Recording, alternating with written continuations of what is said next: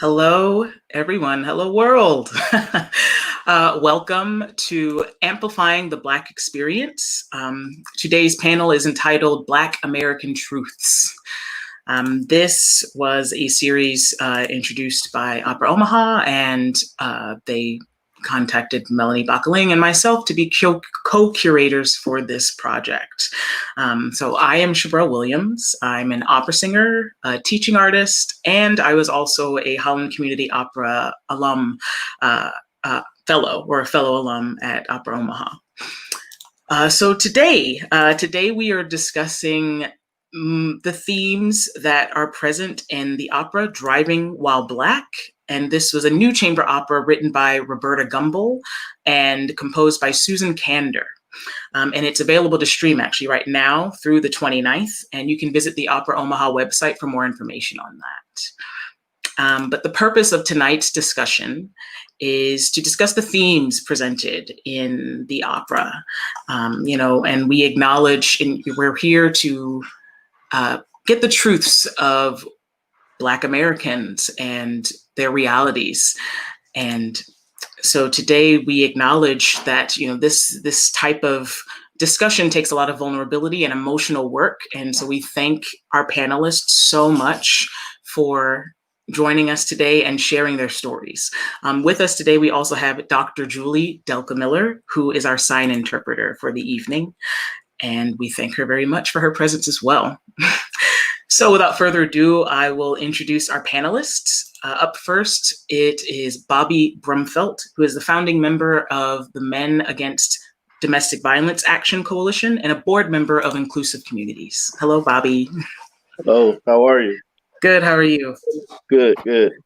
Yeah. Would you like to give us just a brief little summary about yourself before we move on to the next panelist? Bobby Brumfeld, like you said, co-founder, Men Against Domestic Violence. In my daytime job, I am a security consultant with a corporate protection firm here, former Omaha police detective, and a member of the FBI Safe Streets Task Force. Prior to my law enforcement career, corporate security and U.S. Marines. Excellent. Well, thank you so much, Bobby, and thank you for being here. Glad to be here.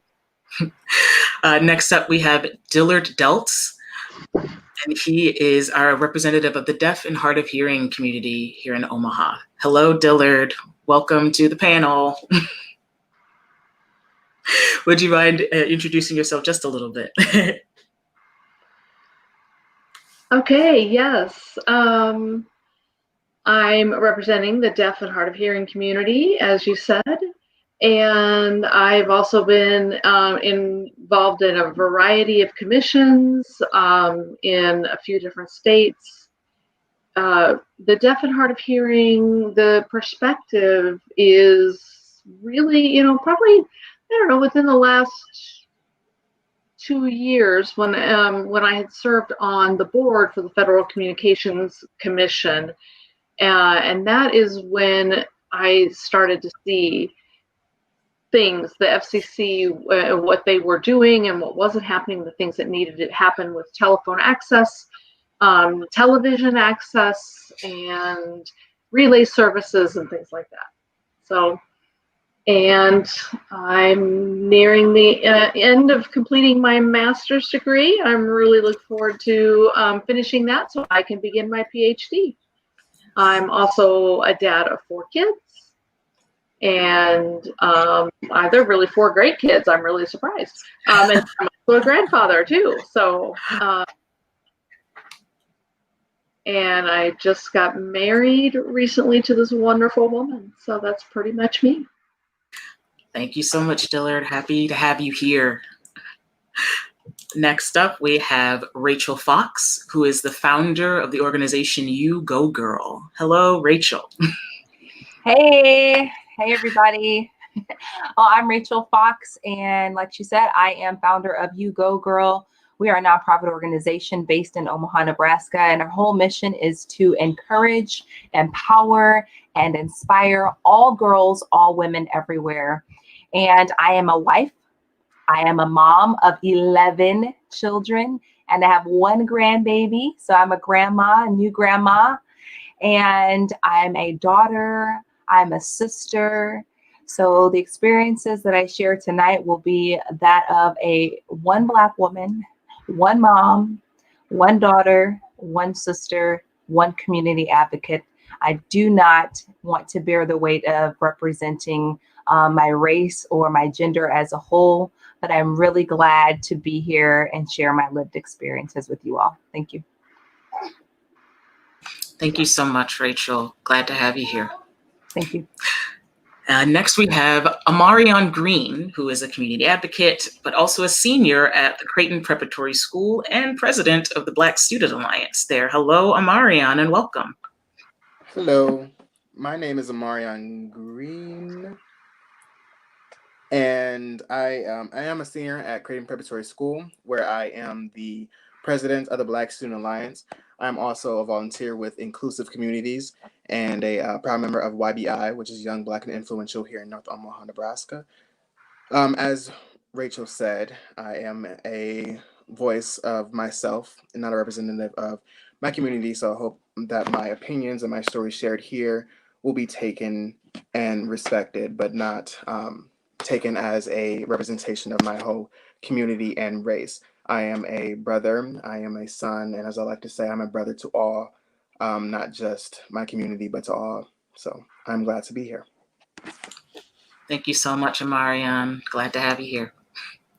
And last but surely not least, we have Nancy Williams, who is the co-founder and CEO of No More Empty Pots. Hello, Nancy. Hello. So happy to be here with you all this evening.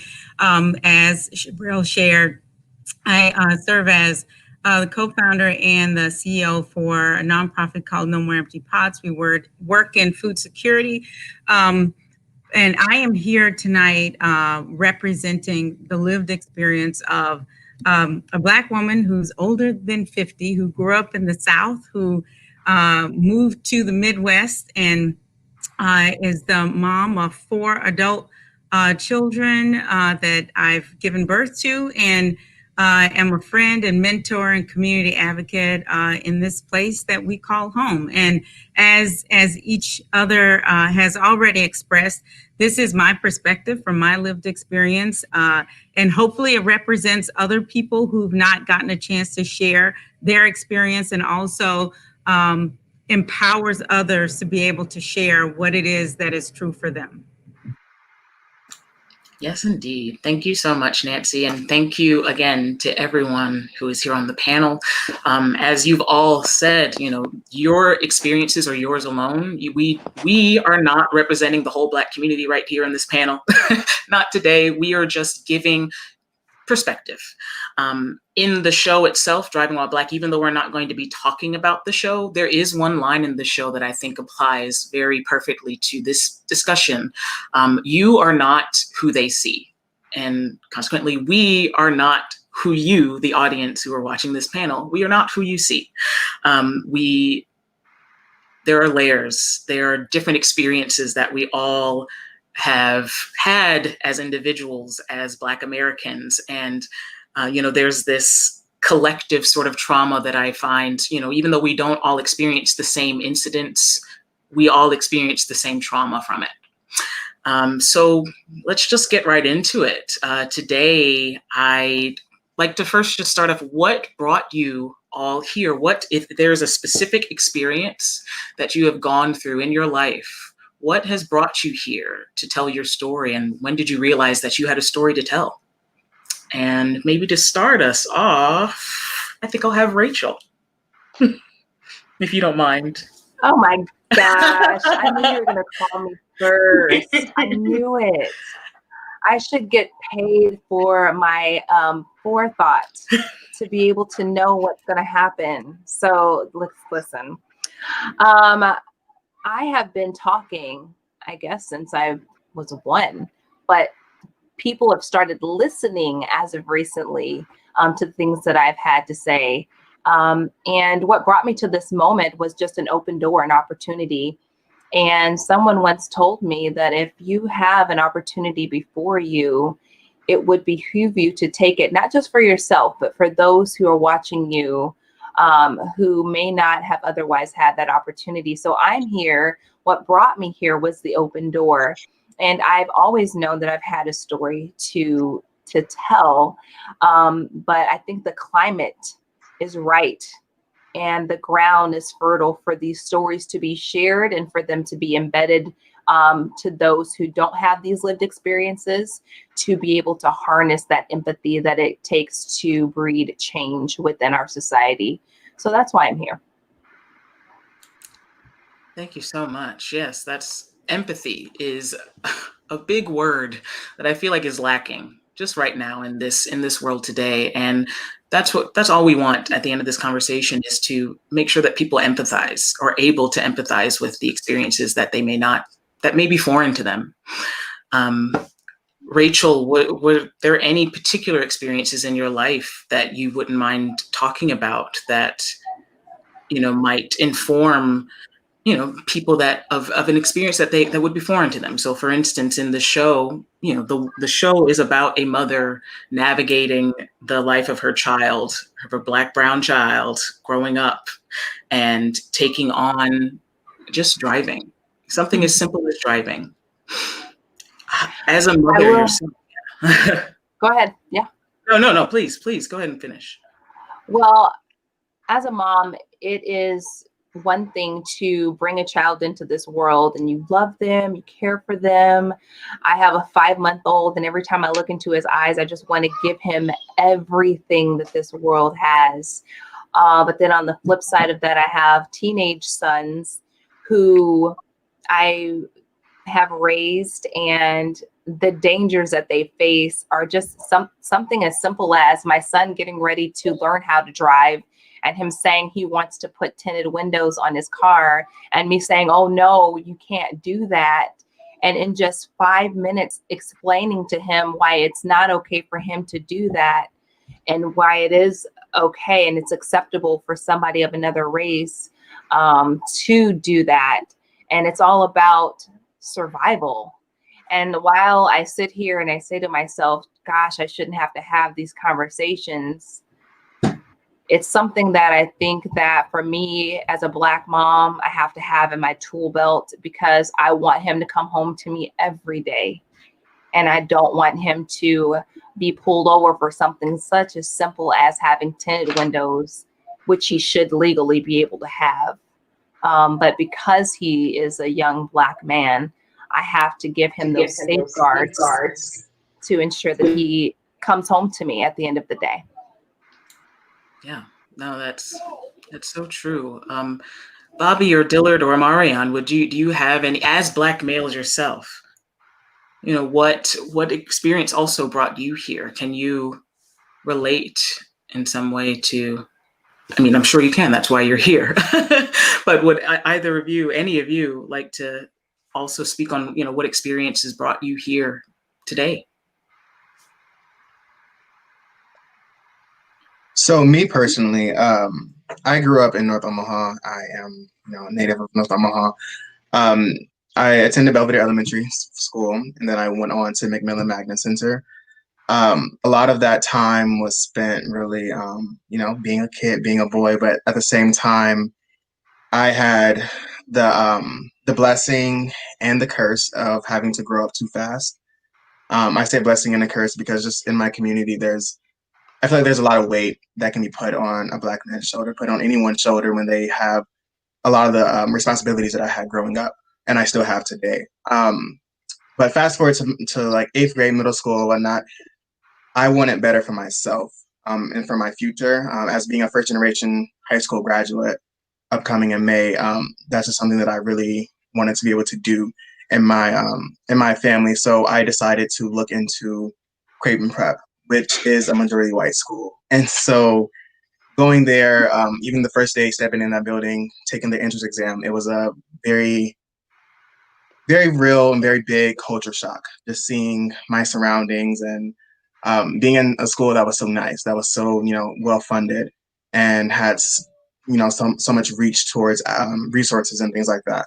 And so I wanted better for myself. I wanted to be able to be in that community. And being in that community, I learned a lot of things, not only about myself, but about other people as well. One of the big things that really got to me was my ignorance and other people's ignorance about who I am, the stereotypes that they have surrounding people who come from North Omaha, surrounding Black people in general. And so one of my biggest goals, my 4 years of being there, is basically educating them, but at the same time, not educating them, because I understand that it's not my job to do that. But it is also my job to live in my truth, and my truth revolves around my voice, revolves around my art and my passions. And so through Larger Than a Bomb, which is a slam poetry team competition, through the Black Student Alliance, through Inclusive Communities, just through all these different organizations and programs, I have really brought what being Black means to me towards other people, so that way they can have access to, you know, these other cultures, these other identities. And that's just something that's really powered me in my life, is being able to connect with myself and people that look like me, even when I'm in spaces full of people who don't look like me. So being able to bring those experiences is the reason why I am here today. Thank you, Amarian. Sort of going off, would Nancy, Dillard, or Bobby like to add anything else as far as, you know, what brought you here? I'll jump in. I'm here primarily because it's such an important topic right now, and over the years we've had these opportunities to have these discussions in the past, and for whatever reason we've when the opposing voices got loud, we kind of shut down and wouldn't move forward. So we keep repeating these same issues over and over and over. And I think it's important that we have these conversations, particularly with Black policing, policing in Black communities. I've been on both sides of the badge. I've been a young Black male in a heavily policed community. I've had my share of run-ins with officers, and then I've also been an officer that had to police a community, and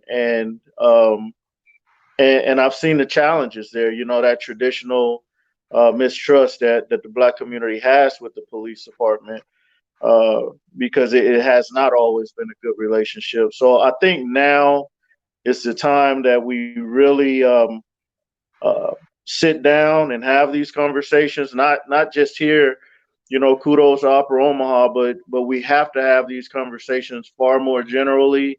We have to have every organization getting involved with them, because that's the only way we're really going to move forward. And the community needs to feel respected. The community needs to feel that they are being served and not policed. And the only way we're going to do that is dialogue. Thank you. And speaking of dialogue, how does one even begin to start a conversation with someone who may not understand where you're coming from?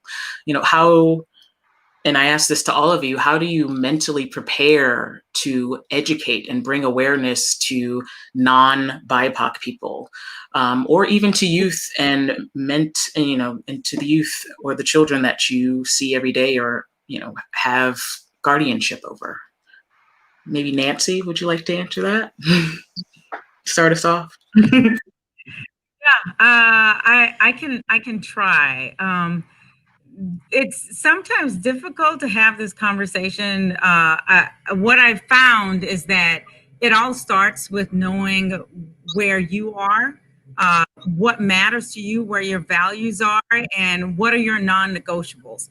Because there are some things that we can let go of in order to extend that grace to other people and an opportunity for understanding. And sometimes people really don't know. They've not had this experience of being around someone other than people like themselves. But part of knowing where that line is knowing yourself and being able to trust yourself and listen to your gut on when it's an innocent thing where they're trying to learn and they just didn't know, or whether it's malicious. And I always try to ask questions before I make statements, because sometimes I'm having a moment and I could be carrying something over from a different experience into my current situation. And it may not be intended that way, but I'm putting that lens on it because we always bring our experiences to it. But what I found is I'm sorry, I didn't move enough in this room. What I found is that if I am clear about myself and I am certain about me, then it's easier for me to have an open, honest, and vulnerable conversation with anyone else, whether they're BIPOC or not, because this experience that we have is not common to everybody in the circles based on their ethnicity and race.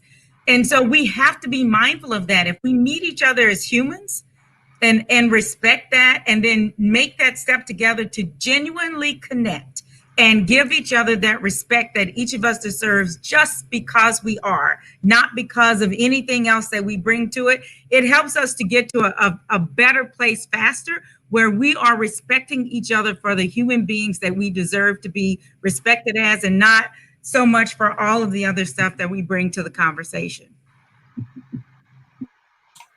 That's so true. Like at the end of the day, we are not as you are not who we see, we are not just our traumas.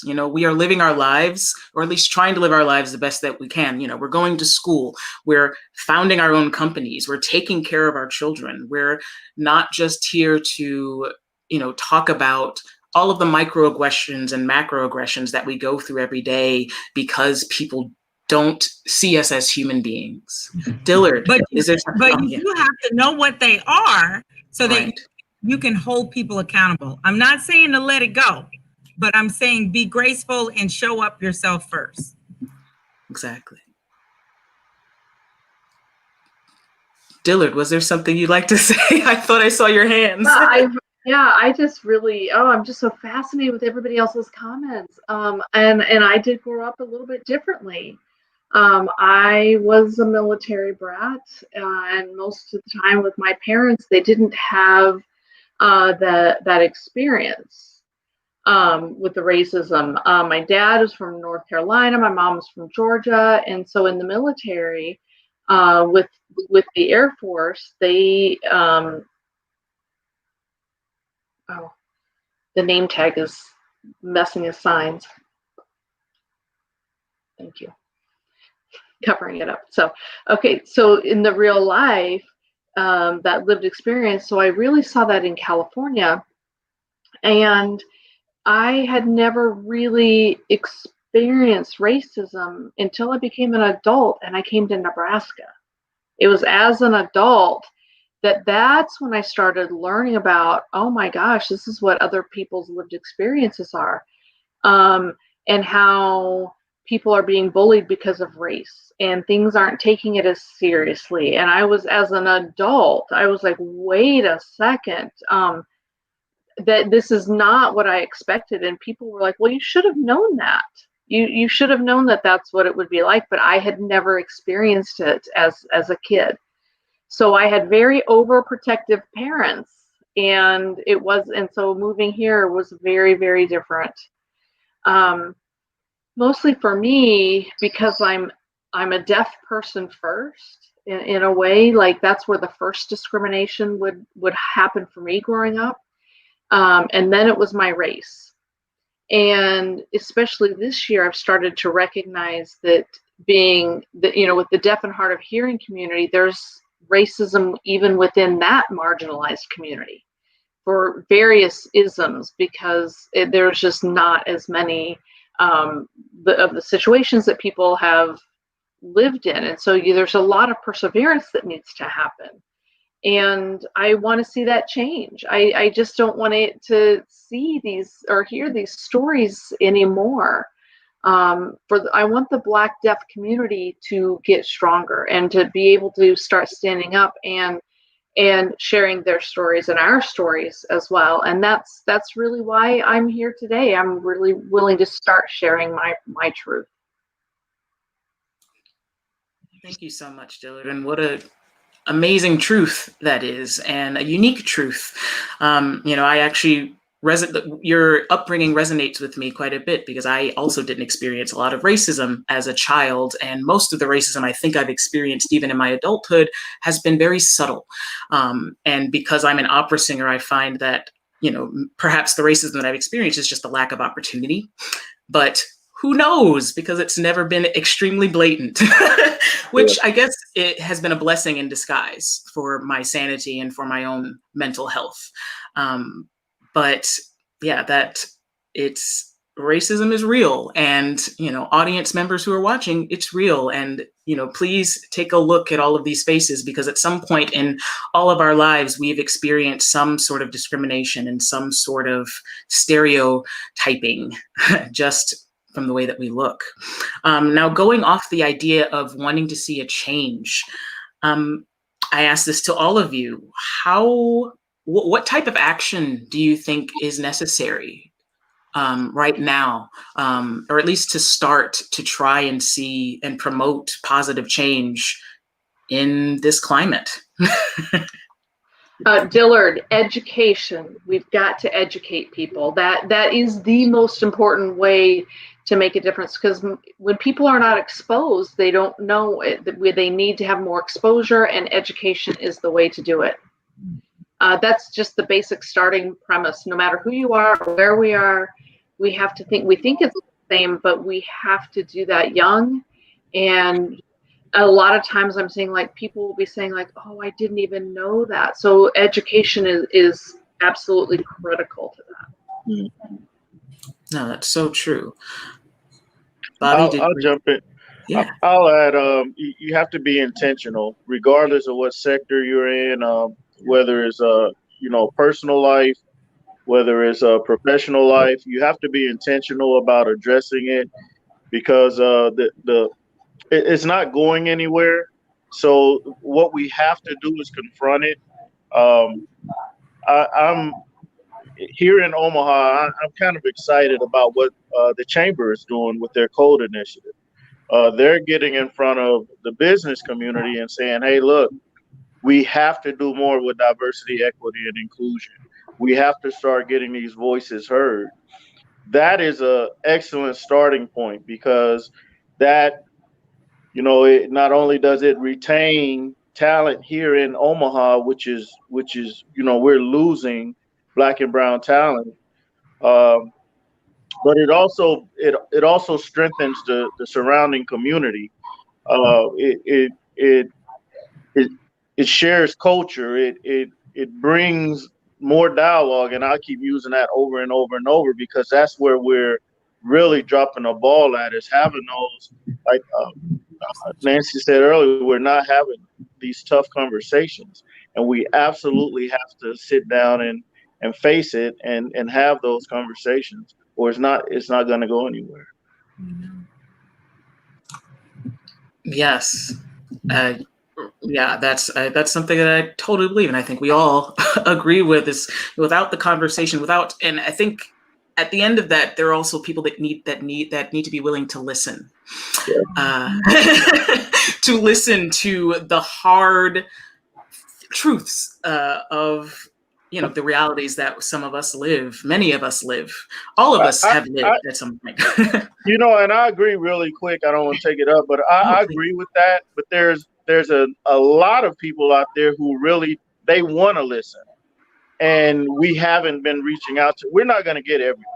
There's just going to be some people in this world that are happy in their misery, and so we're not going to get everyone, but we have to be willing to reach out to those who, we're in a climate where people are scared to ask questions, and how are they going to learn if they're scared to ask questions? So we have to get over that hump and let them ask those questions, and create.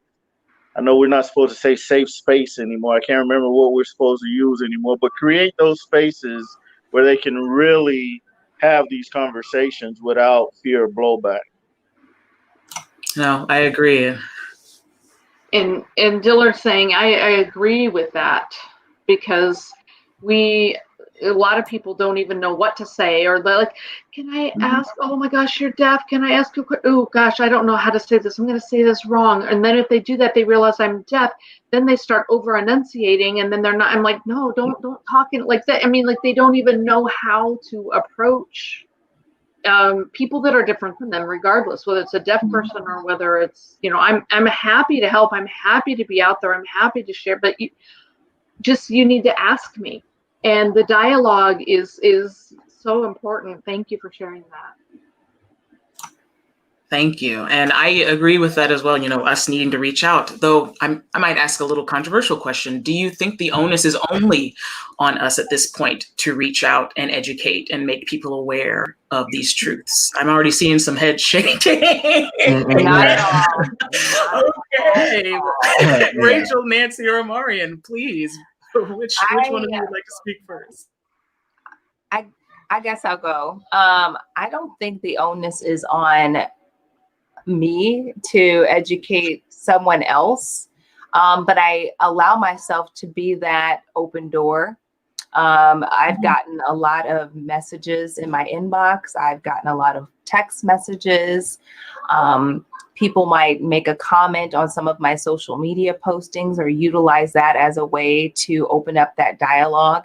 And that is the moment where I use that as an opportunity to provide insight, to provide education where it is needed, to point them to their own resources, because the same Google I see is the same Google you see. And I am not a historian. There are a lot of Black people in history I don't know about, but I know about myself.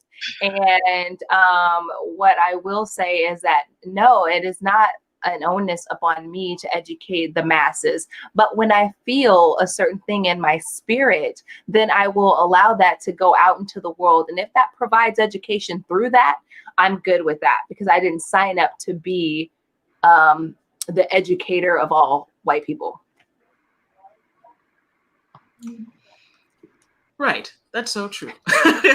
Just like this panel is not just to educate, you guys are not the end all be all opinions of Black mothers, of the deaf and hard of hearing Black community, the police community, of high school students. Amarian, did you want to riff on that as well? Yes, I just always come back to the thought of you can't be anti-racist and be silent at the same time. It just doesn't work. And so you can't expect every Black person to speak up for this Black community. It takes, the white people too to or anybody else too to advocate for us. And so me personally, I use my social media for a lot of my advocacy and things like that. And so a lot of people do contact me as well and ask me questions, and I'm glad to have these conversations about it. And the only thing that I ask of them is for them to be able to have those conversations with their friends and with anybody else who asks them.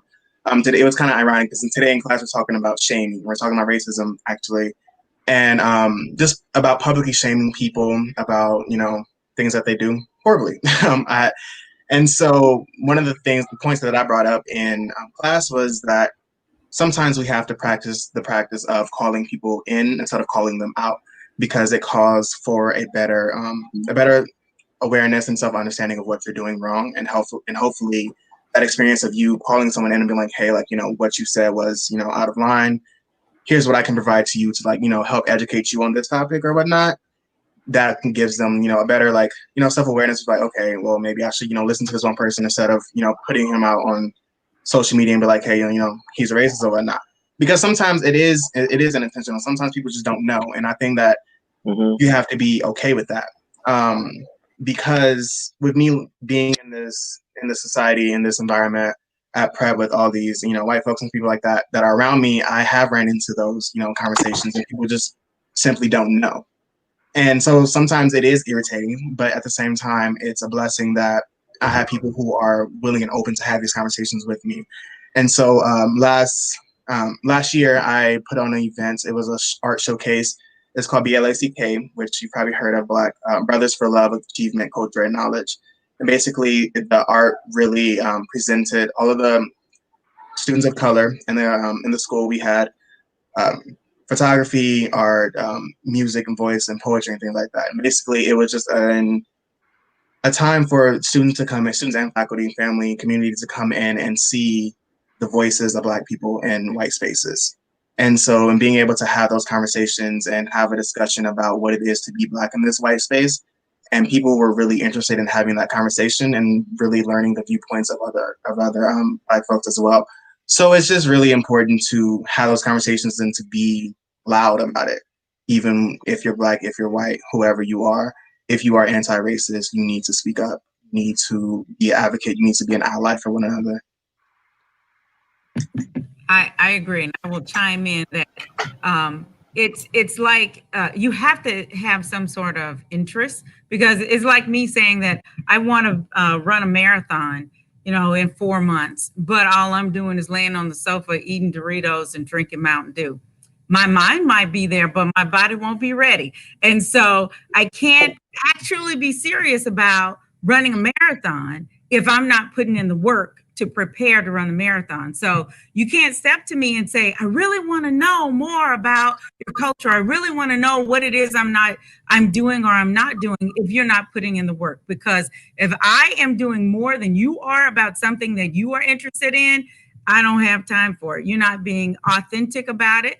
And it's you got to stand in that space to do your own stuff before you come to someone else. So it's not for whether is BIPOC or not. It's not for those people to go out and try to get other people to come on board, because nothing changes until people decide that they are going to do something differently. Mm-hmm. Yeah, the change has to come from within. You have to make, as an individual, have to make a decision that you are acknowledging that something is wrong and that you are part of the problem, and that you need to learn how you can fix it yourself, or not fix it, but learn how you can contribute to a better future.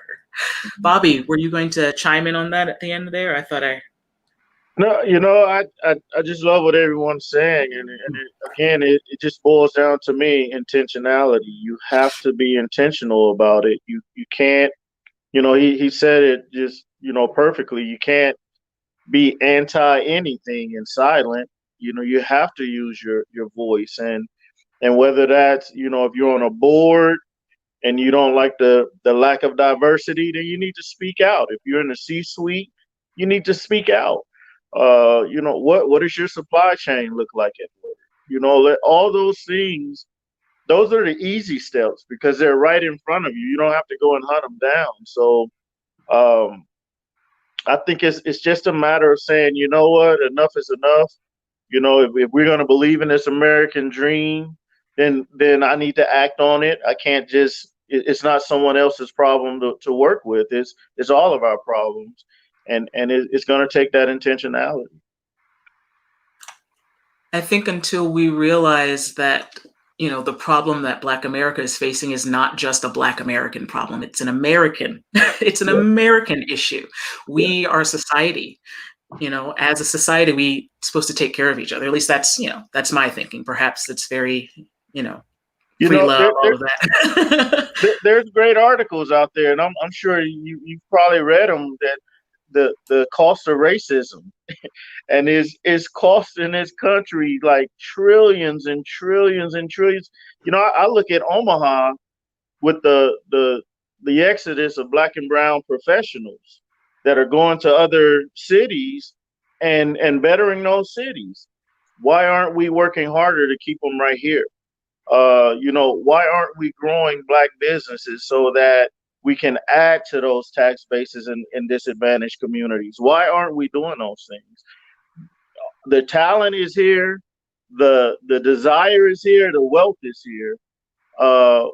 Why aren't we doing it? It makes no sense that we're having the same conversation that we had 5 years ago that was had 5 years before that. Amen. And for the number for Omaha, Harlan 2050 Initiative Commission reports from Policy Link, and UNO's CPACs contributed as well. The difference in economic, the dollars in Greater Omaha related to the lack of equitable wages for BIPOC is $6 billion. Oh. Yeah, and that was when they did the report a few years ago. So I'm sure that that number has changed. And they found also in that data that that people of color with bachelor's degrees were earning less than white people with a high school diploma or less. So I get on a soapbox when I hear people start talking about, well, education is the key. It is not the thing. And we all need education. We all need to, reach our highest potential. But this is culture and people making specific decisions about how they treat folks based on their ethnicity and their race. It is not about education level. And there have been states done across the country when you do the blind test on education and resumes, but you change the name, they get more callbacks, they get higher job offers, all of that. So this is not about education. This is about our courage to be humane and treat each other with the level of respect and equity that we all deserve. Absolutely.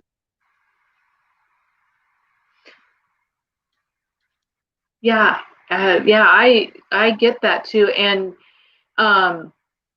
absolutely. When I was on the board and trying to make the difference there, and on that very first day, I think everyone, as they were introducing themselves, each person, the vocabulary that they were using said a lot, like I'm the president of this, or I'm the vice president of that, or I'm this. And I just said, who I was, and I'm from Nebraska, and I'm here to advocate for people. And after that, people came up to me and they were like, well, you don't have a title?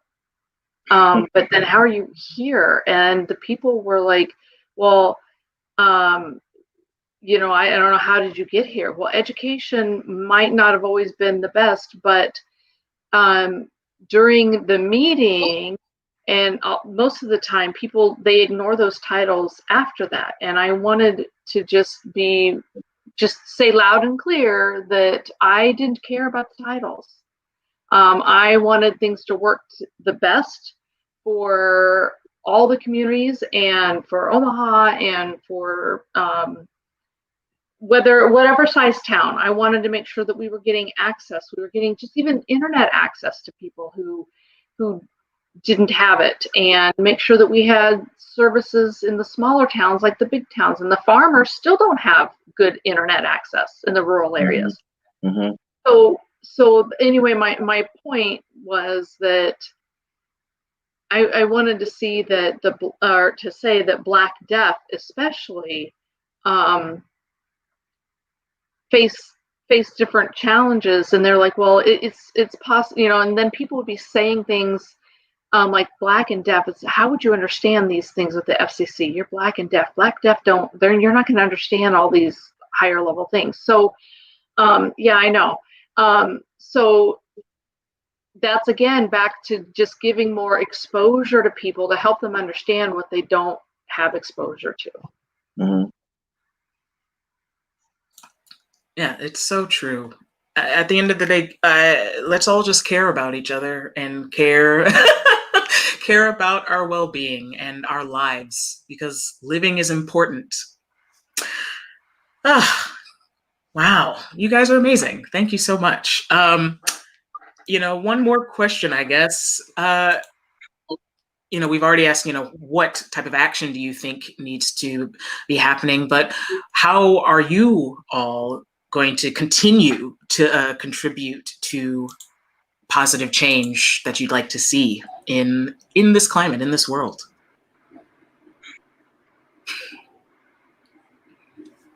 Who's going It's a first? toughie. Yeah. I'm gonna. Oh, It's who's going? leadership. It's leadership. I that's just one thing that I'm learning a lot, especially in these last several years.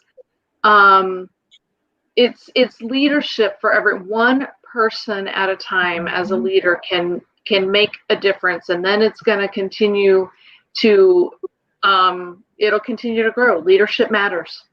Yeah. And one step at a time. I'll add on that. I think we need to reevaluate. COVID, the unrest have kind of highlighted some leaders that we put on pedestals that could not step up to the challenge.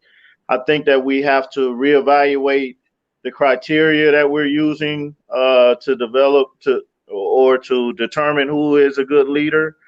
We had some quiet voices step up, and they've been guiding us, and they've been guiding us well. So, and to answer your question, I'm going to, I have my own personal, I guess agenda, which I call the stronger communities agenda, and it's basically ending violence against women and girls, advocating for to grow entrepreneurs, Black entrepreneurs, and then the last is mental health care for the impoverished. If those are my personal goals or things that I advocate for. So I think if all of us were to sit down and say, where can I make the most impact with my experiences, just pick 3 things and say, from here on out, I'm going to do something to make a positive change in that, I think we'll be better off. The SDGs, the Sustainable Development Goals is like, a great place to start. Just go through those and find out where you can make an impact and go out and be intentional about making an impact.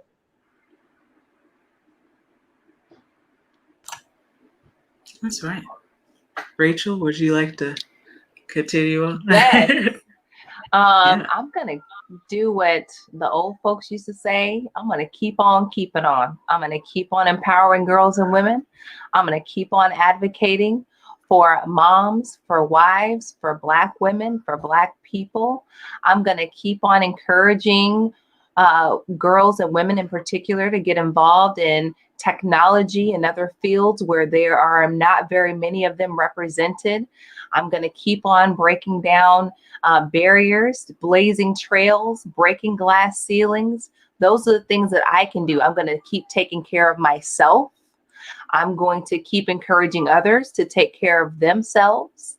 Those are the things that I can do to continue on and ensuring that there's change around me. And when there's change around me, that's going to create a ripple effect so that I don't have to feel the weight of trying to change and shift the entire world. I'm shifting and changing the things that are impacting me as a person and those people that are directly touching me. And I know that when that happens, that will create the effect and the change that I personally want to see. Yes. And I want to add just one more thing on that with what Rachel's comments there, because it reminded me of a song, Rose's Scream, or Roar, the song Roar, and signing that. I've seen some people who have signed it, and it's just hear roar, and then they use that sign in ASL about hearing me roar, but then that sign just shows that ripple about how it goes so far out, and that's what that reminded me of, is how it starts here and it does ripple out. Yes, that's awesome. One of the things that I've been trying to figure, part of my work is on me and being the best person that I can and understanding my purpose for being here. And settling into, I'm a spiritual being on a human journey, and that I'm here to get what I can out of this so that I can move on and do whatever work is in the next realm. But this summer, I came across the word fractal again and started trying to connect fractals to how do we make change and how do we affect change. And one of the things that I kept coming back to is the things about leadership that you were talking about, Dillard, is that everything starts with us. It also connects with what Rachel was saying and what Bobby was saying. When we do our stuff first, the ripple effect is around the people that we have the most influence on that are closest to us. Sometimes we try to go change things around the world and we forget about doing our own stuff for ourselves and the people that are closest to us that we actually might have the most influence over. And I was just reading about something about encouraging people to vote instead of trying to go out and talk to people that you have no relationship with, and you are missing the masses of people that are 1 and 2 degrees away from you. Start with yourself, let that ripple effect take hold, and then connect to those people that are around me. That's what I'm doing. And I'm trying to embrace and actually do self-care, because I realize that it does me no good to run myself in the ground trying to help other people, and I lose myself in the process. And my kids admonish me for this all the time. I get text messages reminding me to go to bed. And I was like, I know when to go to bed. I just don't go to bed.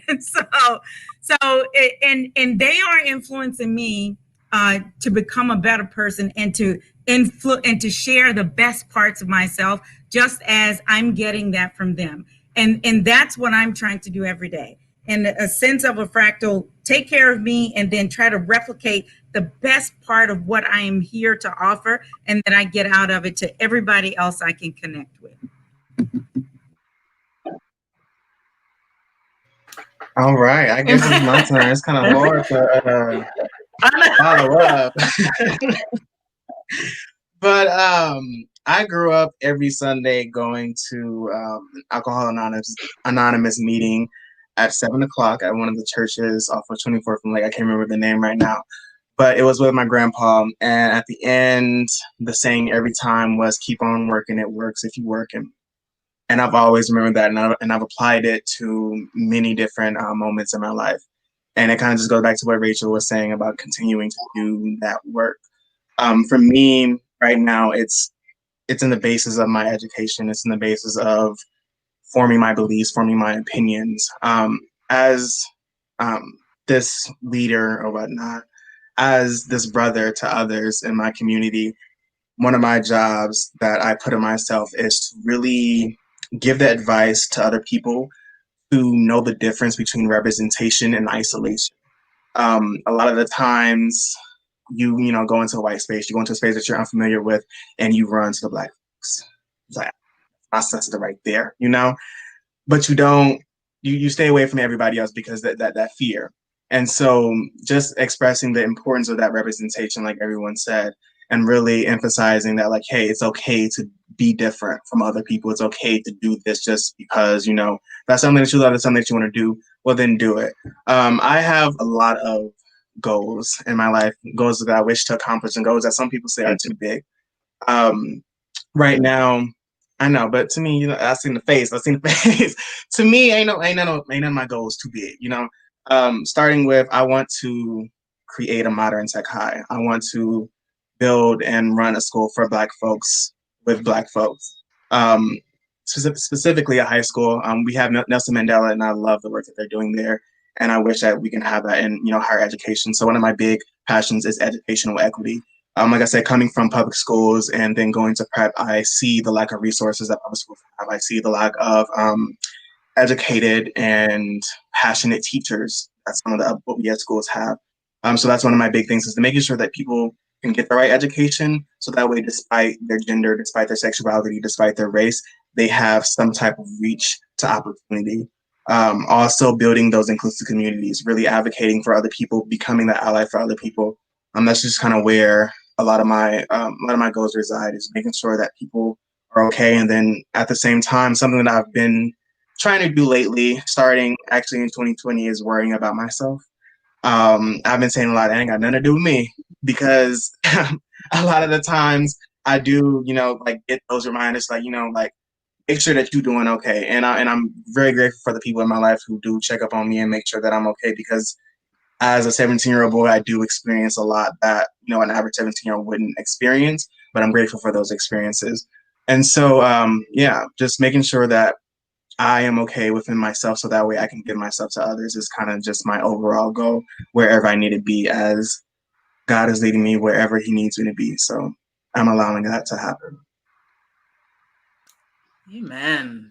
Oh my goodness. Yes. All the praise, all the love. You are all amazing. It starts with us.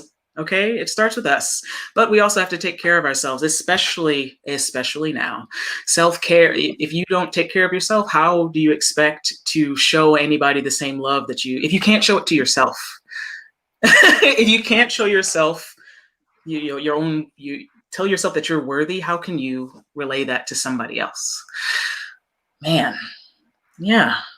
Well, self-care is great. You guys are amazing. Thank you so much for sharing your thoughts, your beautiful minds with us. I am just so appreciative, and it looks like we also have some questions in the chat. You know, we have had people watching. I guess this whole time I wasn't looking at it at all. But there are, here's a question on the screen. Can you all see that? What are some examples of microaggressions that you all have experienced in your professional and academic lives? And what advice would you give to others for navigating those instances? Ooh, that's a loaded question, but it's a great one. Anyone want to go first? Makes my eye twitch. I don't know if I can. Yeah. Where do you start? You know, I can give I can give a ton of them.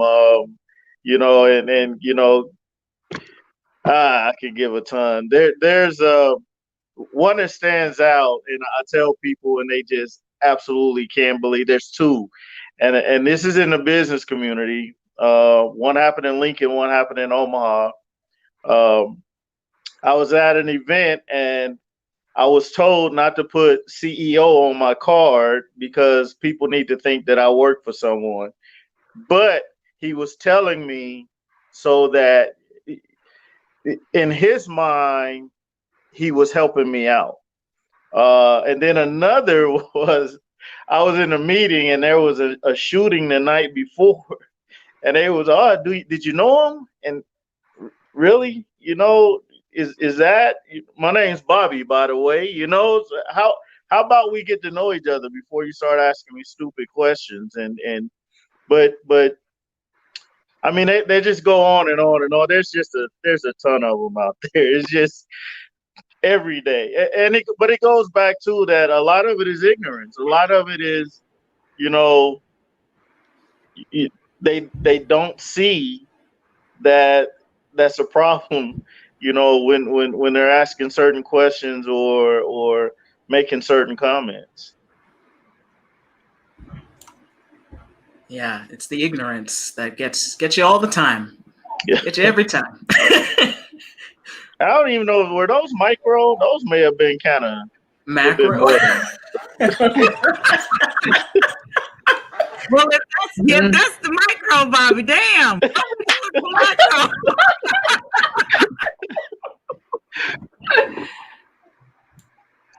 What advice, like, how did you navigate those? Like, I know you probably were thinking some things, but I'm sure you didn't say any of those things that you were thinking. You know, so in both, I just kind of, you know, looked and just let it go. Like, you know, it's ignorance, you know, and do I flip a table? You know, what do you want? What do you want to happen here? You know, what kind of feedback are you thinking I'm going to give you? So I don't give you feedback. I just kind of look at you. But, you know, those are always just, you know, there's some times where you can actually educate, but then there's sometimes where you just have to let it go for the good of everybody in the room. And And those particular two was one of those, let's let it go before, before it's an incident. So. Letting go is such an interesting term because I feel like there are a lot of those things that we let go of, but we don't truly let them go because they're always there. Yeah. They add up, they build up. One Yeah. thing that you experience today, maybe next day you experience 3 or 4 things that you have to let go because you don't want it messing with your life. That goes back to that self-care and not holding on, because I don't want to take what one person did and put that on someone that I'm going to meet tomorrow. So that's not fair to them. So you have to let it go. Anyone else want to speak on some of their microaggressions that they've experienced and how they navigated it? I'll say something about this because I've had several examples like Bobby. I mean, I've had people want to touch my hair. I've had people say that they thought I was white until they met me in person. I've had people talk about the area of town that I live in, that ghetto. I've had supervisors at work comment on my style of dress and relate that to how I might present in front of a client, even though I had years of experience in presenting well in front of clients. And at first it catches you off guard, right? You think that maybe they're not saying this because I'm Black. Maybe they're saying this because of something else, or maybe there is something wrong with me. But then you go and you talk to someone else and they're like, I had that happen to me too. And you're like, whoa, this is not, so it's not just me. It's not just because I don't have a college degree that I didn't get this promotion. Maybe it's because I'm a Black woman. I've been called exotic before. I've been told that because I'm pretty, or, because the client wants to see this or that's why I'm being called to do some type of a demo or things of that nature. And what I would say to anyone that is experiencing similar situations, if you feel something's wrong, then it probably is wrong. And it is okay to challenge what you see. And don't be afraid to lose your job if there is something going on at your workplace that is unjust. There are different ways of which you can approach a situation and let it be known that, no, it's not okay to call my children monkeys, which by the way, that has happened to me before. And there are ways to go about educating other individuals who make comments because they have their lived experience, which is their lens, and then they're bringing their lived experience to you. So then you have to, and by the way, say, hey, that's not okay. You may have had that conversation at home at the dinner table, but when you come here, those are things that, ouch, that hurt me. I shouldn't be referred to in that way. I don't want to be seen as exotic. And no, you cannot touch my hair. Keep your hands to yourself. And it's all mine, every square inch of it. Right. Goodness grief. Microaggressions, they're annoying. They're real, and they'll get you. But they're so real. They'll get you. And they're so sneaky. Dillard, did you have a comment? Well, of course, I can add that too. There's always so many. All of us have long lists of them. But if I were to pick one of them, probably one of my favorite one that I use.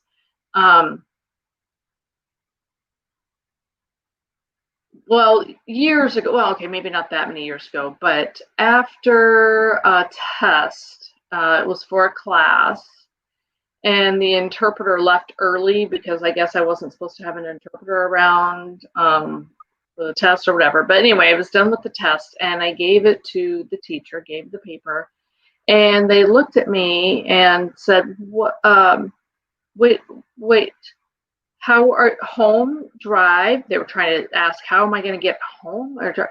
And this was a professor. I was like, do I drive? Is that what you're trying to say? And I kept saying, like, no, I can't hear you. But then I'm using the opportunity to try to teach. Yes, I drive. In the back of my mind, I'm like, you're a college professor and you're trying to make this assumption that because I'm deaf, I can't drive. Or, or for whatever reason, there are so many of those. And so my advice sometimes is that I use the time to teach people something new because it's never occurred to them. That's great. No, I like to kill them with kindness. That's generally what I like to do. Educate with a little bit of kindness, but just a little bit of tart.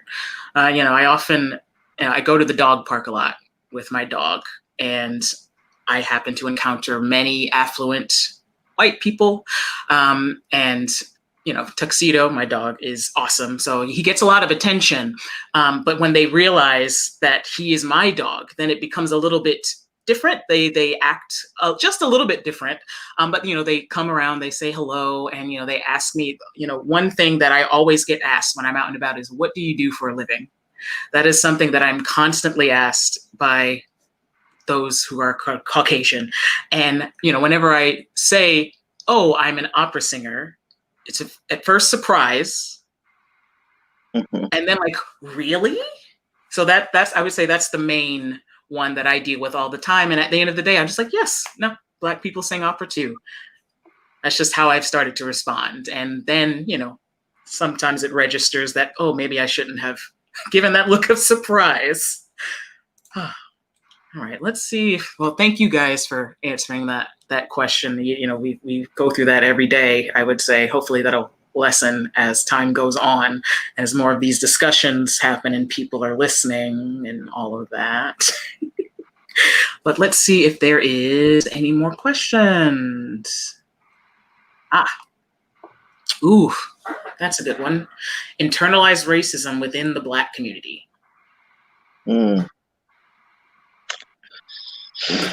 Colorism. What else can we think of? That's a whole other panel discussion. Yeah, I don't know that I can. I guess I've never seen. You got the light skin, dark skin, but I never really.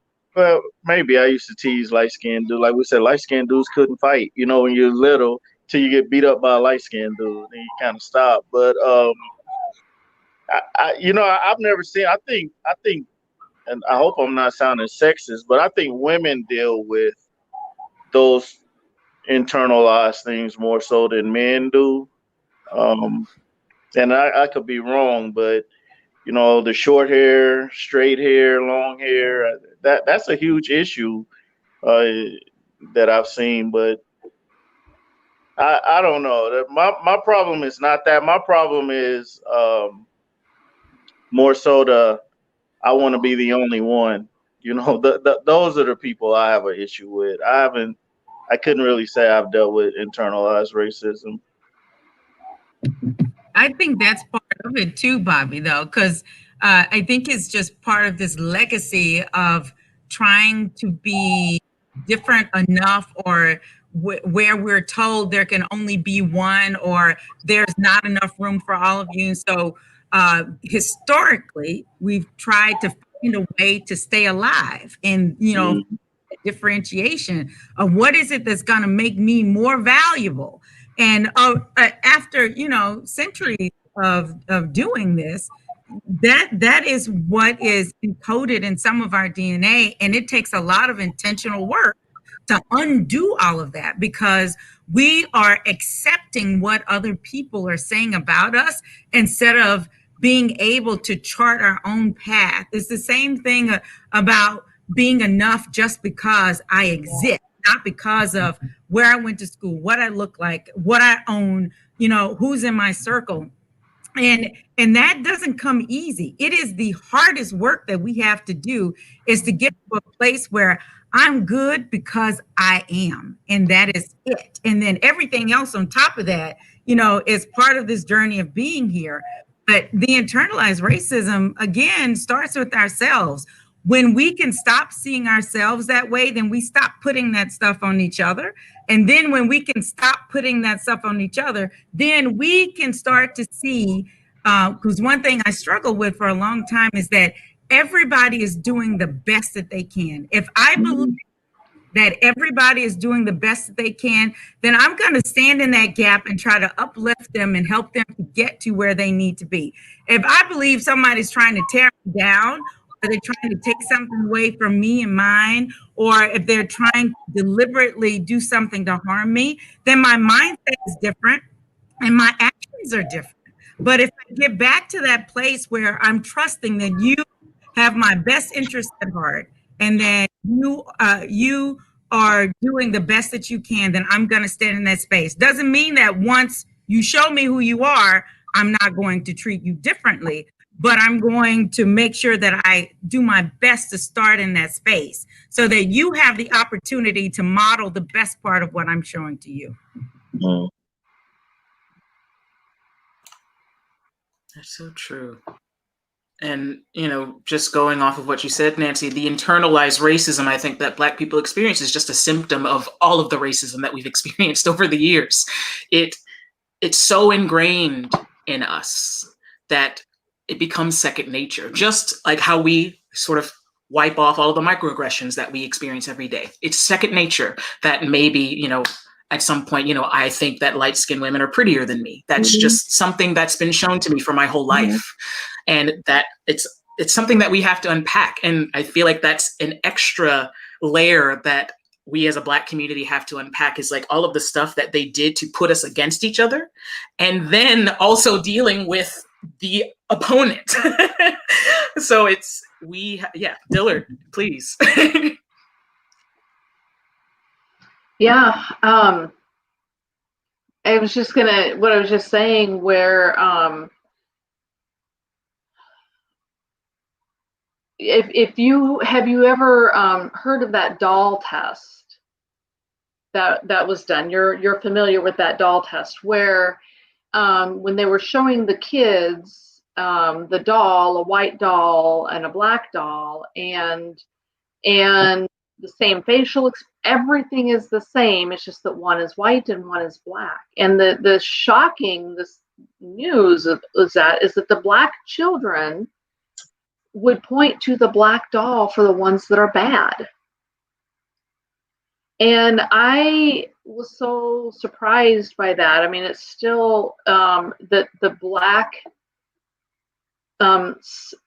subjects were the ones saying that the black doll was bad or was worse off, and that was their choice. And it was just shocking to me, like, oh my gosh, this study was, the most recent iteration of that study was 2004, and here we are in 2020, but it's still going on. It is still going on, and that was just mind-blowing to me. And it actually scares me that many Blacks are against themselves still in this day and age. So again, I do the whole system that is allowing this, that's perpetuating this to go on, is what needs to change. That's exactly right. Thank you, Dillard. Did you want to say a little bit more? Oh, okay. No, that's okay. Okay, I saw your finger up. I was like, let's see. I think there's a pretty good question in here that I found. Yes, that's exactly what I was looking for. So do you often feel, many of you started with declaring that you only represent yourself, not an entire community. Of course, do you often feel that you are put in that position? Yes. Excluding today. I think it suffices to say that I have been put in that position, so much so that I have to use that as a preface for what I'm getting ready to say. It's a lot of weight to say, hey, can you come onto this panel? Can you speak as a Black woman in this particular field, or in this particular, whatever they ask me, fill in the blank. So I think it's important to say that these are my lived experiences. Yes, I am a Black woman. Yes, I am all these things, but I am human. And what affects me and what touches my heart may not touch somebody else's heart. It may make me sad or hurt me when somebody refers to me as the Blacks, but it may not hurt or affect someone else. Because that is my lived experience. I don't like that, but someone else may not find that offensive. So I think it is good to say, it is good to preface anything that I get ready to say as this is just my lived experience. And to your question, yes, I have been put in that position, and it's a heavy load to carry. And when I say I'm speaking on behalf of Rachel, that lightens the load, and then I'm able to share from that perspective. Thank you, Rachel. I think there's a lot of, we all know each other, and you know, all Black people know every other Black people in the city of Omaha. And sometimes it's like, well, I do know her, you know, and it's you kind of like you want to stop that stereotype, but Omaha is small. It's big, but it's small. And when you're working, especially when you're doing community work, you do get to know other people. So there's that piece, but that assumption that all North Omaha is connected and we all think the same, we all act the same, we all do the same. I think that's kind of that's pretty it's pretty rampant here in the city. For me, it goes back to kind of that self-love aspect that we were talking about earlier. There was a lot of times, especially my sophomore and junior year of high school, where teachers, faculty, and staff were reaching out to me. They wanted me to be a part of something. They wanted me to do this. They wanted me to do that. They wanted me to, like, you know, greet this person or whatnot whenever they came to school. It was just a lot. And a lot of times I said yes to that until I like sat and really thought about the things that I were doing, and rather I wanted to really do them or not. Rather I wanted to do them for myself, or rather I did them just because I was asked of that. And I had to think about really what was my purpose in that situation in the first place. My grandma had talked to me, I'm adopted, I live with my grandparents. So my grandma had talked to me about she had talked to me about the nature of being able to say no. And she talked to me about you know, how it's okay to say no, and sometimes because you can get tired and you just run out. And it really opened my mind to the thought of like, okay, am I doing this, or do they want me to do this because I have shown that I am eligible to do this outside of my race? And so that goes back to just like, you know, are they asking to do this because, you know, they need a picture with a Black student, you know, and do they want, you know, that type of person in this? Do they want to prove their diversity ratings as being, you know, increased or whatnot? So that was just kind of my whole thing. I haven't had an experience, and I'm blessed that I haven't had an experience in class where a teacher has pointed me out, you know, and asked me to speak for, you know, my race or my community. But there has been times when I was expected to by my classmates or by another faculty or staff member or whatnot. So there has been times when I have been, you know, I wouldn't say targeted, but, you know, I have been asked or expected to speak for people who, you know, not only are Black, but are also a part of the LGBTQ community, as I do identify as bisexual. And so there's a lot of times when that weight on your shoulders to, you know, like, hey, like I want to do this and I want to speak and I want to be able to share my opinion, share my experiences. But at the same time, do I have the mental capacity to deal with it? Do I have the mental capacity to actually do it and to be content with my decision? So that's kind of just my own thing, is just being able to love yourself enough to say no sometimes, even if you are the only one. I love that you're asking those questions of Marion. It takes us like 40 years to get to that point. So kudos to you. That is awesome. I love that. Love that. And I sometimes I just started getting asked to be getting asked on Black panels, which is odd because I've been like Black my whole life. But usually I get asked about farm food and technology stuff, but not about my experience of being Black. But to me, that shows that we're having more conversations, because I'm 50. Literally, people just started asking me to do this stuff last year.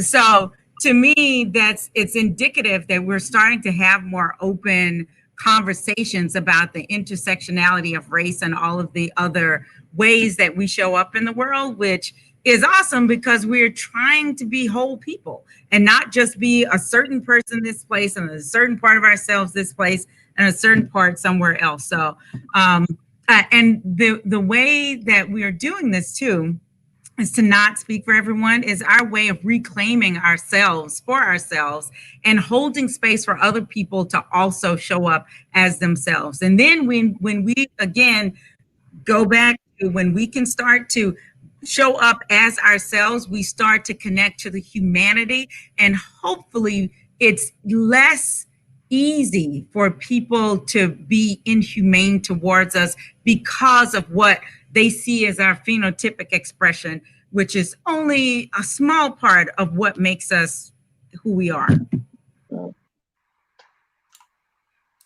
And that ties in well to, I guess, the closing statement, which is, we are not what you see.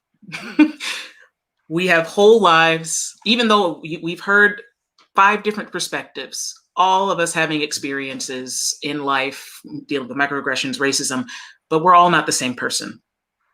And we definitely don't have the same experiences, don't have the same lives. So we are not what you see. And I think at the end of the day, the takeaway from this conversation is that you should at all times see the human before you see anything else and assume anything else. Thank you all so much. Dillard, did you want to make one last statement? Please, please. I thought I saw your hand going. Yeah, I was just going to say mention something really quick. And I think most of you, believe me, the world is really, really small. And if you've never been around the deaf and hard of hearing, it's even smaller. And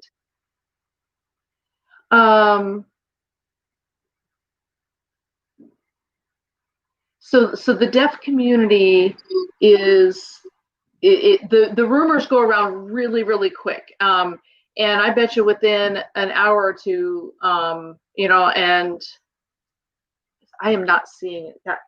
It froze a bit there. So I'm sorry, I missed what you signed. But the deaf community is really small, and I bet within an hour or two, someone will be making a comment about me, even in New York or something. It'll be that fast. So I always have to be very careful with my words as a Black, deaf, hard of hearing person.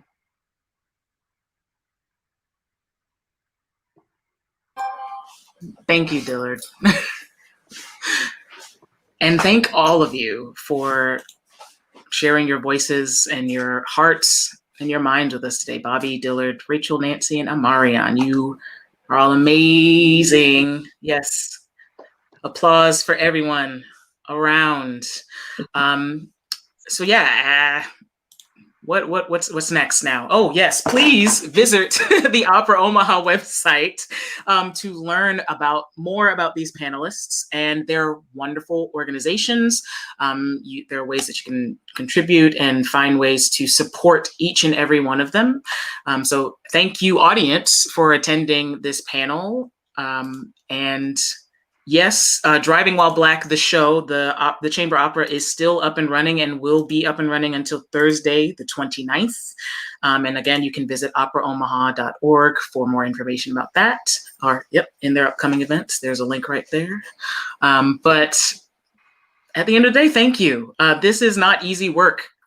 These are not easy things to talk about. And, whenever we talk about these things, they can sometimes bring up past traumas that we have gotten over or have dealt with. So audience, please take this into account when you see these discussions and show as much gratitude that you can to these wonderful human beings who are willing to share their tales with you.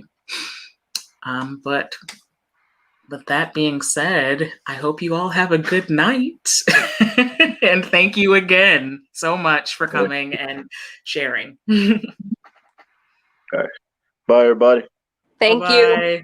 Bye-bye.